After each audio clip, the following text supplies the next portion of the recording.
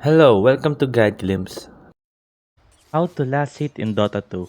Well, in Dota 2, in able for you I'm to way last hit, ahead. you need to measure the enemy's life. For example, right here, we're waiting for the enemy to his life On to it. be lowered down. Okay, and there we go, last hit. And waiting for this one to be lower.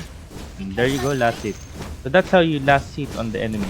You need to wait for it to lower down. For example, Already right here, we're moving. gonna wait for it to lower down. Wait, let's wait for someone to lower down.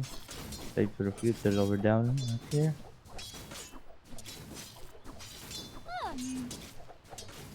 And wait, wait.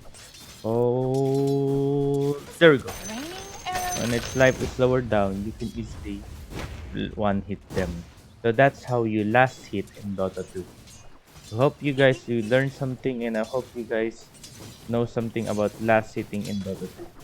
Thank you. If you like the video, please consider giving us a thumbs up and subscribing for more content like this. Thank you.